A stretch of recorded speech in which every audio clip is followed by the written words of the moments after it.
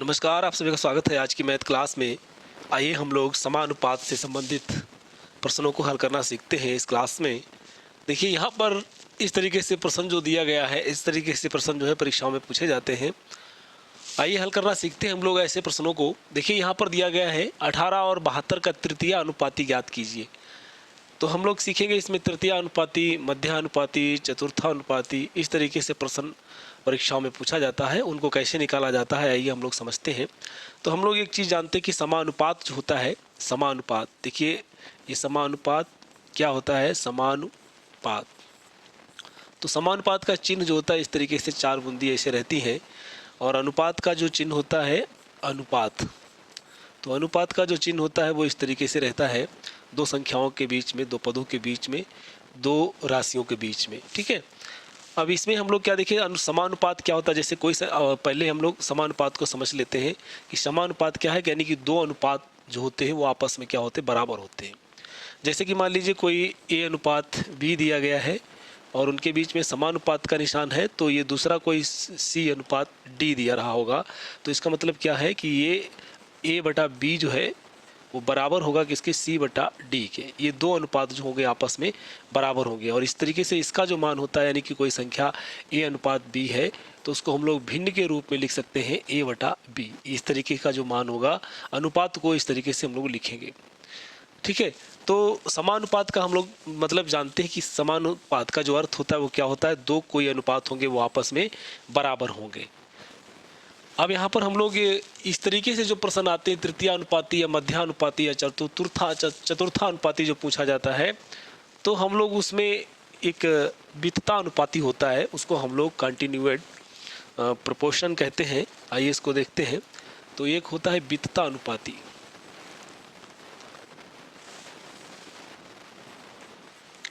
वित्तता अनुपाती, इसको जो है कंटिन्यूएड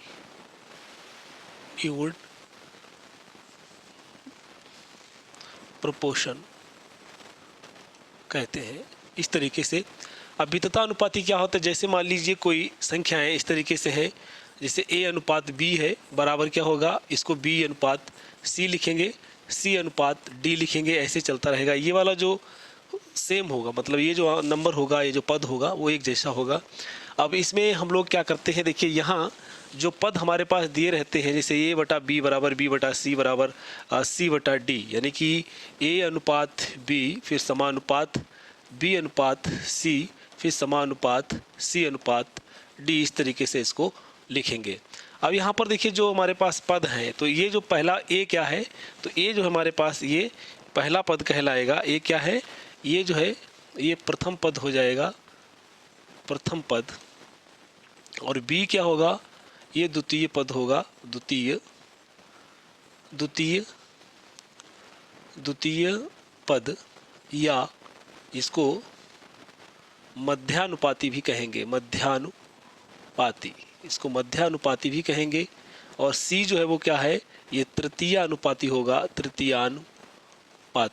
तृतीयानुपाती इसको कहेंगे। और d जो होगा वो क्या होगा, ये चतुर्थानुपाती होगा,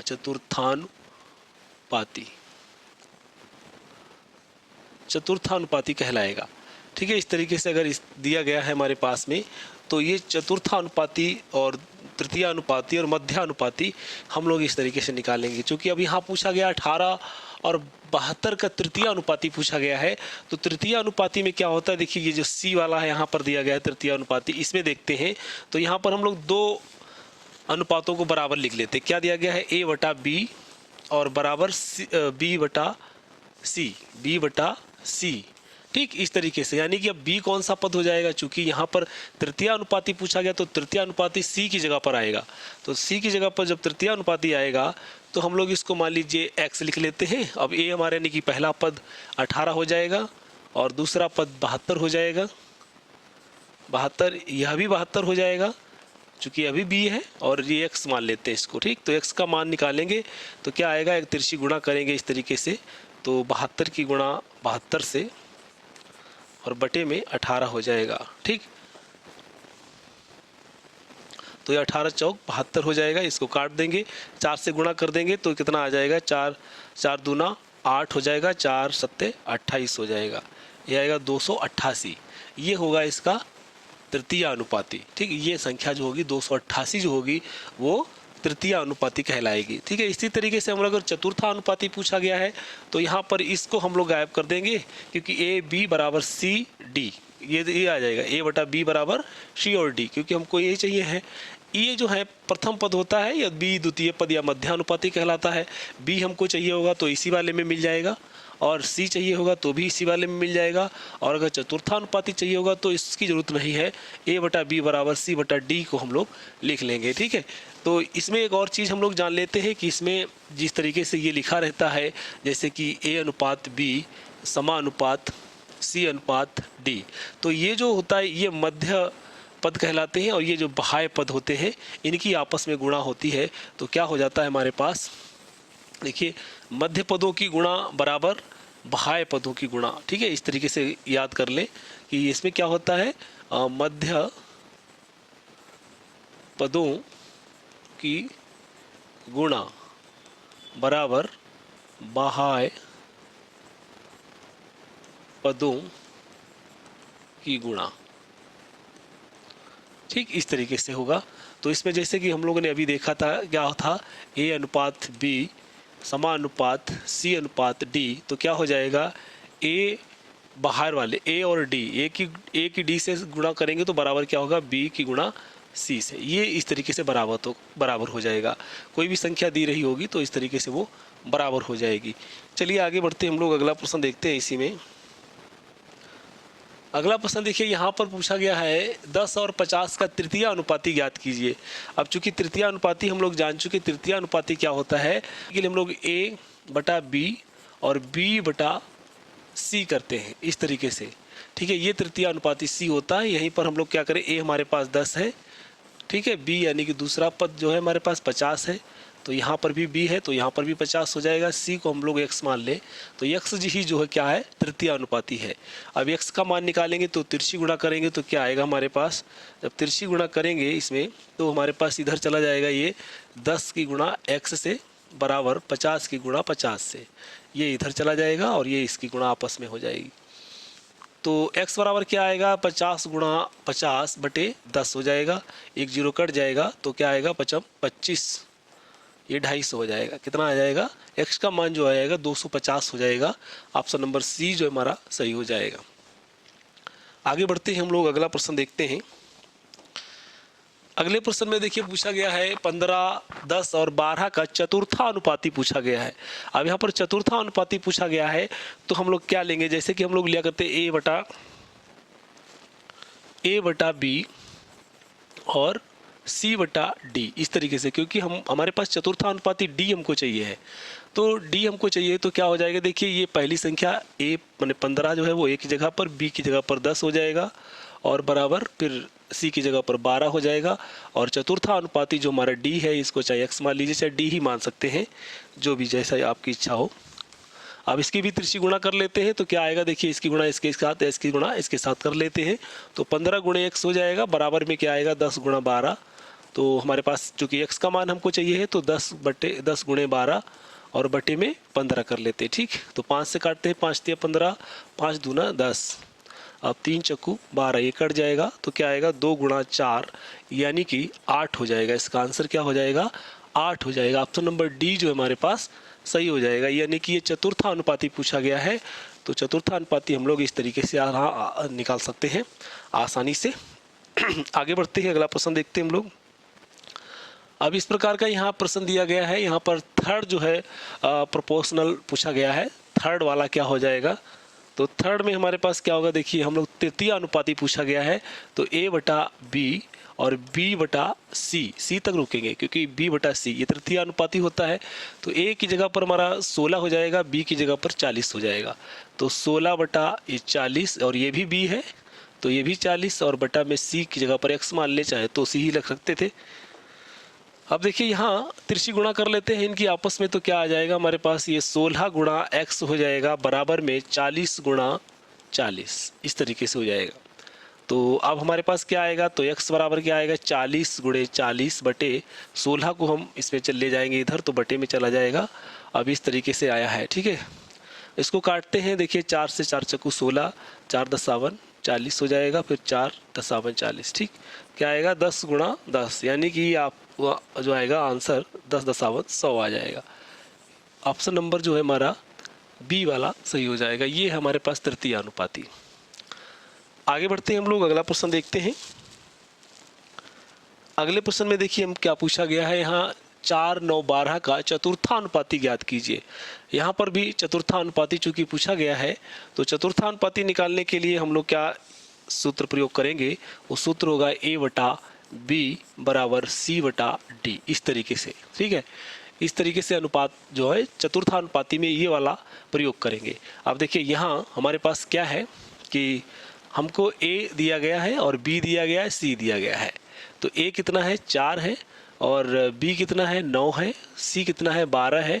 इस D को हम लोग X मान लेते हैं, X मान लिया। ठीक है, अब हम लोग क्या करते हैं, इसकी तिरछी गुणा कर लेते हैं। ठीक है, तो क्या आ जाएगा 4 गुणा X बराबर 12 गुणे 9 हो जाएगा, इसकी गुणा इसके साथ हो जाएगी। तो X बराबर क्या आएगा 12 गुणे 9 बटे 4, 4 तियाँ 12, तो कितना आएगा 3 गुणा 9 बराबर कितना आएगा 9 तियाँ 27। ये 27 इसका आंसर हो जाएगा, यानी कि चतुर्थानुपाती जो है वो कितना है 27 है। आगे बढ़ते हैं, हम अगला प्रश्न देखते हैं। अगर चेक करना चाहें तो इस तरीके से चेक भी कर सकते हैं, जैसे कि यहाँ पर 4/9 दिया गया है, 4/9 है, बराबर में 12 बटा कितना हो जाएगा 27 हो जाएगा। देखिए इसको काटिए तो इतना आना चाहिए। ठीक है, कितना आएगा देखिए 3 से कटेगा, 3 चक्कू 12 और 3 नेम 27। ठीक, तो यानी कि ये अनुपात चूँकि बराबर होंगे, 4/9 वो भी आएगा, है ना। इस तरीके से दोनों बराबर हैं, तो हमारा प्रश्न यानी कि जो पूछा गया है उसका उत्तर जो है वो यही है, सही है। इस तरीके से हम लोग चेक भी कर सकते हैं, उसका मान जो यहाँ पर रखकर देख सकते हैं कि अनुपात दोनों के आने चाहिए, बराबर आने चाहिए। चलिए अगला प्रश्न देखते हैं हम लोग। अगला प्रश्न हम लोग देखते हैं। अगला प्रश्न क्या दिया गया है, देखिए ये दिया गया है 9, 17 और 27 का चतुर्थानुपाती ज्ञात करें। देखिए चतुर्थानुपाती जैसे अभी हम लोग लगा रहे थे, चतुर्थानुपाती वैसे ही इसमें भी करेंगे, चतुर्थानुपाती ज्ञात करेंगे। तो चतुर्थानुपाती के लिए मैंने सूत्र बताया था कि A/B बराबर क्या होगा C/D, इस तरीके से माने ये चतुर्थानुपाती होगा। A क्या हो जाएगा, ये पहली संख्या हो जाएगी, B हमारा ये 17 और C जो है वो 27 हो जाएगा। तो क्या आएगा, यानी कि 9/17 बराबर 27/x मान लेते हैं इसको अगर हम लोग, तो इस तरीके से हो जाएगा। अब देखिए इसको तिरछी गुणा कर लेते हैं तो क्या आएगा, देखिए 9 गुणा x हो जाएगा बराबर में 27 गुणा 17 हो जाएगा। ठीक है, 9 को इसको बटे में ले जाएंगे तो x बराबर क्या आएगा 27 गुणे 17 बटे में 9, 9 तियाँ 27 आ जाएगा, और फिर क्या आएगा 3 की गुणा 17 से हो जाएगी, 17 तियाँ 51। तो ऑप्शन नंबर जो है हमारा सी जो है सही हो जाएगा, ये है इसका चतुर्थानुपाती। इस तरीके से इसको हम लोग ज्ञात करेंगे। फिर यहाँ रख कर के आप इसको चेक भी कर सकते हैं कि हमारा ये आंसर जो है वो सही है कि नहीं। इसके लिए क्या होता है, ये दोनों अनुपात जो होंगे बराबर होने चाहिए। तो देखिए यहाँ पर 9/17 दिया है, इसको हम लोग ये 27/51 रखेंगे यहाँ, चूँकि 51 निकल के आया है। तो अब इसको काटेंगे तो क्या आएगा, 3 से काटते, 3 नेम 27 और 17 51, यानी कि जो ये है वही ये है। ठीक, तो इसका मतलब ये हमारा आंसर जो है वो सही है। आगे बढ़ते हैं हम लोग, अगला प्रश्न देखते हैं। अगला प्रश्न हमारे पास है 0.16 और 0.64 के बीच मध्यानुपाती कितना है। अब यहाँ पर मध्यानुपाती पूछा गया है, तो मध्यानुपाती के लिए हम लोग क्या प्रयोग करते हैं सूत्र, देखिए मध्यानुपाती के लिए A/B बराबर B/C। अब देखिए मध्यानुपाती में क्या मध्यानुपाती पूछा गया है, तो मध्यानुपाती के लिए एक तो सूत्र हम लोग जानते हैं कि जो भी मध्यानुपाती होता है तो हम लोग उसका वर्गमूल निकाल लेते हैं, जो संख्याएं दी गई होती हैं ये वाली। तो इसका 0.16 और गुणा 0.64, इस तरीके से वर्गमूल जो निकलेगा वही इसका मध्यानुपाती कहलाएगा। ठीक है, अब इस तरीके से भी हम लोग करें तो भी हमको निकालना वही पड़ेगा, सीधा ही निकाल लें अगर तभी सही है। अगर मध्यानुपाती, चूंकि मध्य की जो हमारे पास अनुपात आएगा वो क्या आएगा, तो ये मध्य का पद जो है वो ये वाला है, यानी कि B ही है दोनों तरफ मध्य अनुपाती, और बाकी ये वाला A हो जाएगा, बाकी ये आखिरी वाला यानी कि अंत वाला पद हो जाएगा। तो A क्या हो जाएगा 0.16 हो जाएगा, इसको हम लोग x माने। तो यहाँ पर भी चूंकि मध्य में इसको रखना है, तो मध्य में ABC यानी कि ABC इसमें बीच वाला मध्यानुपाती पूछा गया है, तो इस तरीके से इसको हम लोग इस तरीके से रख लेंगे, ठीक है। मध्य में ये बी ही है, क्योंकि मध्य का पद जो है यहाँ पर बी है। अब बी की जगह पर हम लोग एक्स मान सकते हैं। सी क्या हो जाएगा, सी हो जाएगा 0.64 हो जाएगा। अब इनकी तिरछी गुणा करेंगे तो हमारे पास क्या आएगा, तब हम लोग देखते हैं, देखिए यहाँ पर क्या आएगा, एक्स की गुणा करेंगे तो क्या आएगा, एक्स स्क्वायर हो जाएगा और इनकी आपस में गुणा हो जाएगी इस तरीके से। 0.16 गुणा 0.64, ठीक। ये अब इसका ये वर्ग हटाएंगे तो क्या आएगा, एक्स बराबर अंडर रूट 0.16 गुणे 0.64 आ जाएगा। अब इनका हम लोग क्या निकालते हैं, वर्गमूल निकाल लेते हैं। तो देखिए इसका कितना वर्गमूल होगा, इसका 4 हो जाएगा और इसका 8 हो जाएगा, ठीक है। तो यह हम लोग इस तरीके से लिख लें इसको। देखिए यहाँ 16 को इसमें 1 2 2 के बाद दशमलव है तो 100 नीचे आ जाएगा, और ये 64 है, इसमें भी 2 के बाद है, ये 100 आ जाएगा। 100 इसका बाहर आ जाएगा। इसका वर्गमूल 16 का 4 हो जाएगा और 64 का 8 हो जाएगा, और यहाँ 100 का 100 हो जाएगा, यानी कि 100 2 बार है, 100 बाहर आ जाएगा।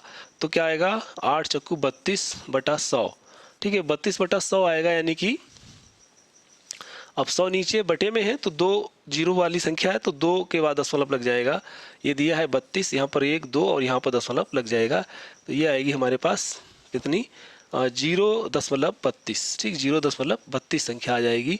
ऑप्शन नंबर जो है हमारे पास डी वाला सही हो जाएगा, 0.32। इसका जो आंसर निकलेगा वो 0.32 निकलेगा, ये वर्गमूल निकलेगा। चलिए आगे बढ़ते हम लोग अगला प्रश्न देखते हैं। अगला प्रश्न दिया गया है 2 और 98 के बीच मध्यानुपात ज्ञात कीजिए। 2 और 98 के बीच में मध्यानुपात, तो हम लोग सीधा ही निकाल लेते हैं, अंडर रूट करके। जो मध्यानुपात होता है वो इस तरीके से निकाला जाता है, मध्यानुपात, ठीक है। मध्यानुपात जो होगा वो क्या हो जाएगा, इस तरीके से उनके बीच में जो है अंडर रूट दोनों संख्याओं की गुणा, उनका यानी कि दोनों संख्याओं की गुणा का वर्गमूल। अब इसको देखिए क्या हो जाएगा, 2, इसको हम लोग 98 को कर लेते हैं। तो 98 को 7 7 49, 49 दूना 98, ठीक है। 2 गुणा ये 7 7 49, 49 दूना 98। तो ये 2 2 का जोड़ा भी बन गया है और 7 7 का भी जोड़ा बन गया है। तो हमारे पास क्या बाहर आएगा, देखिए 2 बाहर आ जाएगा और 1 7 बाहर आ जाएगा। तो क्या आया आंसर है, 2 7 14, यानी कि ये इसका मध्यानुपात हो गया है 14। ऑप्शन नंबर डी हमारा सही हो जाएगा। आगे बढ़ते हम लोग अगला प्रश्न देखते हैं। अगला प्रश्न इस तरीके से दिया गया है, यदि 5:9 समानुपात x अनुपात 27 है तो x का मान बताइए। देखिए यहाँ क्या दिया गया है, यहाँ दिया गया है 5:9, फिर समानुपात है 4 बूंदी है, और x अनुपात 27 दिया गया है, ठीक है। इसमें x का मान पूछा गया है। देखिए इसमें क्या करते हैं, जो मध्य पद होते हैं तो मध्य पदों की गुणा, मध्य पदों की गुणा जो होती है बाह्य पदों की गुणा, ठीक है। बाह्य पद जो होते हैं उनकी गुणा आपस में बराबर हो जाती है, मध्य पद की गुणा और बाह्य पद की गुणा। तो बाह्य पद क्या है हमारे पास, ये जो है ये बाह्य पद है, ठीक है। ये इनकी आपस में गुणा बराबर होती है दोनों की, मध्य पदों की गुणा बराबर बाह्य पदों की गुणा। यानी कि मध्य पद में क्या है, देखिए मध्य पद में हमारे पास क्या दिया गया है, 9 गुणा x हो जाएगा बराबर क्या हो जाएगा, बाह्य पद, यानी कि 5 गुणे 27, ठीक। इस तरीके से तब x का मान निकालेंगे तो 9 इसके बटे में चला जाएगा। तब हमारे पास क्या आएगा, x बराबर 5 गुणा उधर 27 है, बटे में 9 जाएगा तो 9 3 27, ये कट जाएगा 5 की गुणा 3 से, यानी कि 5 3 15। इसका उत्तर क्या आएगा, 15 आएगा। ऑप्शन नंबर डी हमारा सही हो जाएगा। इस तरीके से इसमें याद रखना है कि मध्य पदों की गुणा बराबर होती है बाह्य पदों की गुणा की। चलिए आगे बढ़ते हम लोग अगला प्रश्न देखते हैं। अगला प्रश्न हमारे पास दिया गया है, यदि P अनुपात 18 समानुपात 5:3 हो तो P का मान क्या होगा। अब यहाँ पर P का मान पूछा गया है, इसी तरीके से है जैसे अभी किया है हम लोगों ने। यहाँ पर दिया गया P अनुपात 18 इस समानुपात 5:3 है, ठीक है। इसमें अब हम लोग जानते हैं चूंकि जो मध्य पद होते हैं उनकी आपस में गुणा, माने मध्य पदों की आपस में गुणा बराबर किसकी होती है, मध्य पदों की आपस में गुणा के बाद जो है हमारे पास क्या होता है, बाह्य पदों की जो गुणा है, यानी कि इसकी और इसकी गुणा, ये जो आपस में गुणा होगी वो आपस में बराबर होगी दोनों की। यानी बाह्य पदों की गुणा मध्य पदों की गुणा आपस में क्या होगी, बराबर होगी। तो चलिए हम लोग बराबर करते हैं। तो बराबर करेंगे तो क्या आएगा, देखिए 18 यहाँ पर दिया गया, 18 गुणे 5 हो जाएगा, बराबर पी गुणा 3 हो जाएगा। चूंकि पी का मान चाहिए तो 3 को हम लोग इधर भेज देंगे, इधर जाएगा तो ये गुणा में है, इधर जाएगा बटे में हो जाएगा, भाग में हो जाएगा। तो 18 गुणे 5 बटे 3 हो जाएगा, बराबर उधर पी बच जाएगा। तो 3 छाक 18 कट जाएगा और 6 गुणे 5 बराबर क्या आएगा पी, 6 पंजे 30, यानी कि पी का जो मान आया है वो कितना आया है 30 आया है। ऑप्शन नंबर जो है हमारा बी सही हो जाएगा। ये पी का मान यहाँ हो जाएगा इतना। आगे बढ़ते हैं, चलिए अगला प्रश्न देखते हैं हम लोग। अच्छा, आज के वीडियो में इतना ही। धन्यवाद। अगर वीडियो पसंद आया तो लाइक ज़रूर करें, शेयर भी करें। अगर आप हमारे चैनल पर नए हैं तो प्लीज़ इसे सब्सक्राइब कर लें, जिससे आपको अगली नोटिफिकेशन सबसे पहले प्राप्त हो। धन्यवाद।